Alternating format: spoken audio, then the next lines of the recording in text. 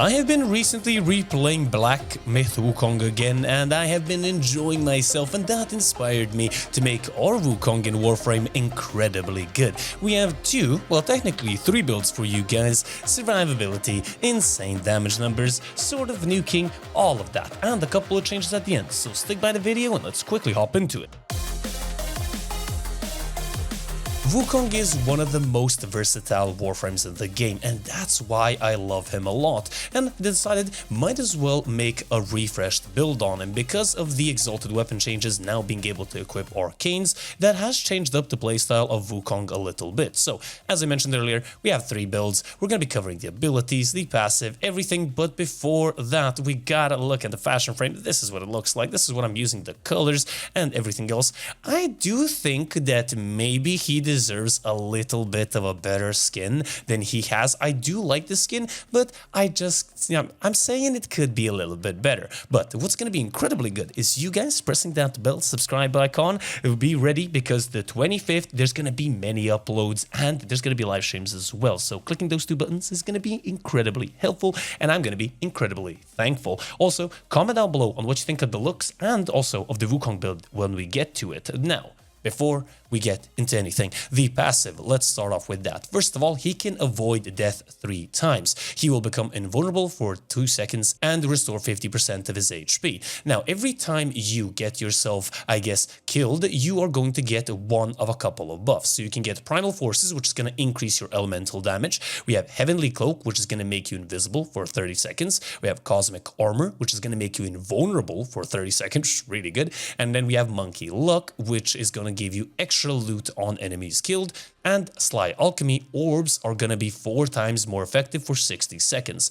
All of these buffs are incredibly good. Keep in mind, you're only going to get them if you get yourself killed, and that can happen sometimes, but we'll talk about that a little bit later on in the fixing aspect of the video. Nonetheless, we have the first ability, Celestial Twin. This will summon basically a duplicate of your Wukong, and he is going to use your weapons in your arsenal that you're currently bringing with you, and he's gonna have a health multiplier and also a damage multiplier as well. Now, Celestial Twin is a really good ability. They changed it out a long time ago, and it became much better because the clone is actually useful now. First of all, before I actually talk about the ability that I'm going to subsume this ability by, we do want to cover a couple of things. First, if you, as Wukong, wield a primary or secondary, your twin is going to be using a melee weapon. If, for example, you're going to be using a melee weapon, your twin is going to be using the last primary or secondary. Now, the good thing about this is, if you don't actually change out this ability, you can use the Epitaph and just like a random melee weapon, and he is going to prime enemies like crazy.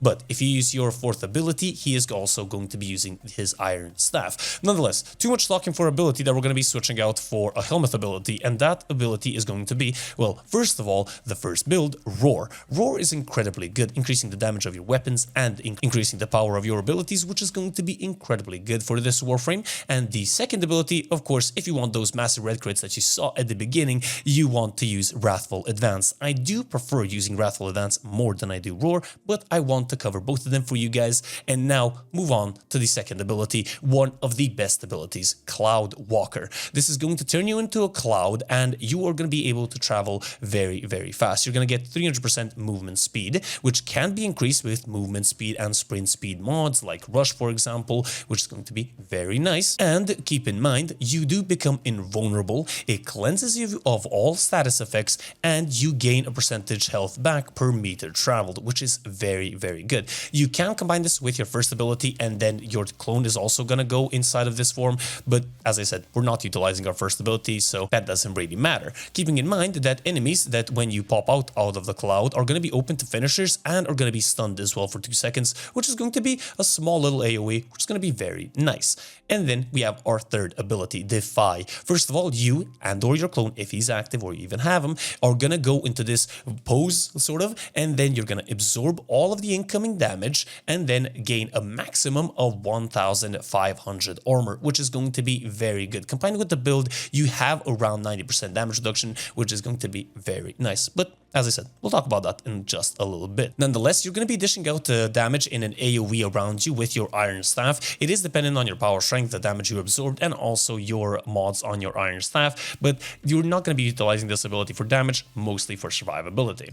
And then, what we're going to be utilizing for damage is his Primal Fury. This is his 4th ability, unleashing his Iron Staff. His Iron Staff is very nice. It has primarily impact damage with a little bit of a slash, dabbed in there with 32%. And the very good thing about this is you have a very high range of 3.5 meters, but when your combo reaches 12x, you can have an additional 5.5 meters of range, which is gonna be so good. Now, in the gameplay, I'm very bad at keeping up my combo meter, so try to do a much better job than I am. But the Iron Staff itself has a 2 times critical multiplier, 25% critical chance, and 30% status chance. These are very good statistics for this weapon. We will cover the build in just a second, and the damage is also affected by power strength as well, so keep that in mind, but we'll focus on that in just a little bit. Nonetheless, we do utilize one of the augment mods here, but only with the Roar build. It is going to be the Primal Rage augment. This is a Primal Fury augment, which is going to allow you to gain a critical chance on your melee weapon, which does decay after a certain time, but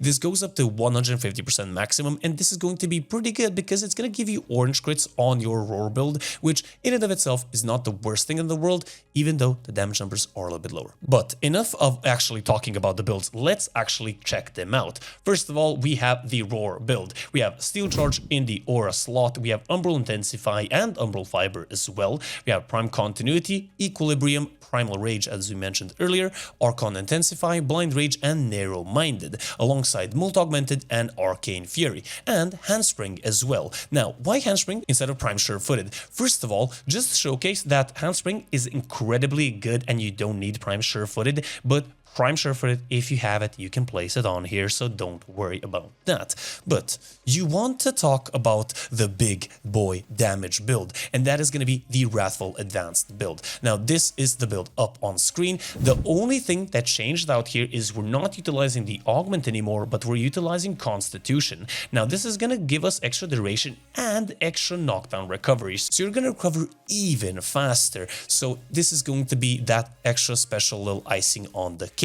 And this is the primary build that I use for Wukong, for running long endurance missions and just surviving and dominating in steel paths. So I highly recommend this one, but the Roar build is very good in and of itself. Now, let's talk about the actual Iron Staff itself. This is what it looks like. We have a Condition Overload, a Galvanized Steel alongside Blood Rush. Now, these two will not combine, but Blood Rush will allow us to get a higher critical chance numbers. We do have, of course, Viral, Electricity, Berserker Fury, Organ Shatter, and Dreamer's Wrath as well, because you can utilize Tennokai attacks, which is going to be very nice. This is where you're going to see those big 70 million, 60 million, 50 million damage numbers. So utilize your Tennokai moves alongside melee influence, which of course is going to spread status effects when electricity procs. It does have a 22% chance, but you're going to see this proccing a lot of the times. If not, your range on your staff alone is going to clear out entire rooms. So you don't really have to worry about it, but this is my best way of going with this build. And to make this Warframe even better, we have the Archon Shards of choice.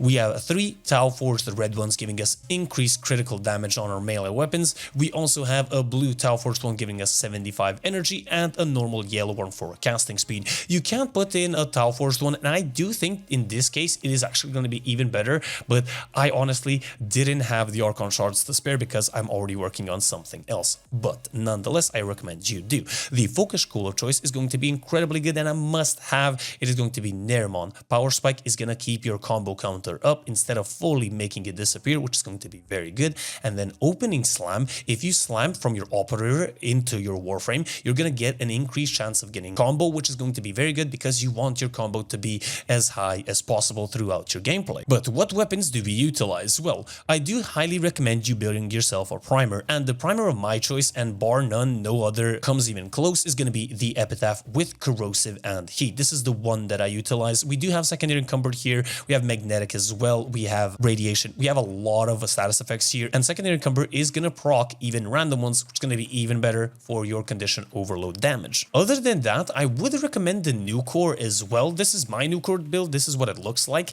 And you can utilize the Cedo as well. But the Cedo is going to be a little bit more difficult considering you're always going to have to switch and then use your alt fire. So for quickness sake, I recommend you use yourself the Epitaph. But other than those weapons, I don't really have any other recommendations because you're going to be doing all of your damage with your melee weapon, with your Iron Staff. We want to bring those enemies closer in, and that's why we have Nautilus with Elstrom. This is what the build looks like up on screen. You can see it there. We do lose out on additional combo through a companion that has claws, but if you really want to use a companion that has claws that will give you increased critical damage through Tenacious Bond and is going to give you combo chance through Tandem Bond, I highly recommend you utilize the Panzer Profile and the claws build up on screen. This is the alternative. You're losing out on the AoE, but you're gaining on priming, and the good thing is, as I said, you gain even more critical damage on your melee weapon, and you even get combo, which is going to be incredibly good for your gameplay, which we're going to be getting into right now. How am I supposed to play the monkey? Well,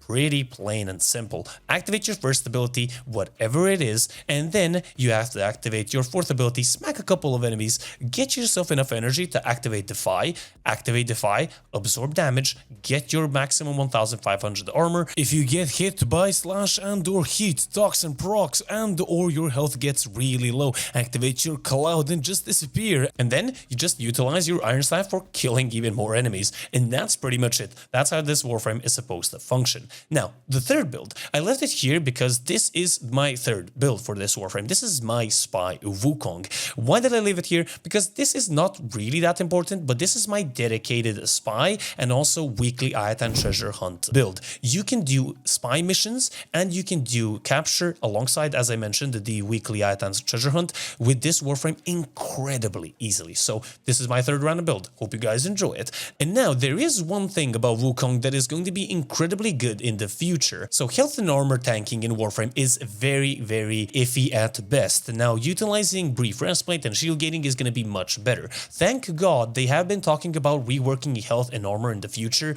and that is going to be incredibly good because this Warframe has one minute little problem is it can get randomly decimated by just like random effects in Warframe and enemy. You get decimated by random enemies or even sentients in some cases, like you can see me die here, so it can happen. Luckily enough, he does have his passive, but some Warframes that tank with health and armor don't, so he's gonna get even better in the future. So be sure to stick to the channel because I will be definitely covering his progression. I do hope you guys enjoyed. If you guys did, leave a comment now what you think of the builds, and also a like, subscribe, hit that bell icon, all that cool jazz. I love you guys. Thank you guys so much for the support. I've been busy lately, a lot of things going on, but I love you guys. I'm always appreciating reading the comments, and I hope to see you on the next one. It's been the Game Weasel, over and out.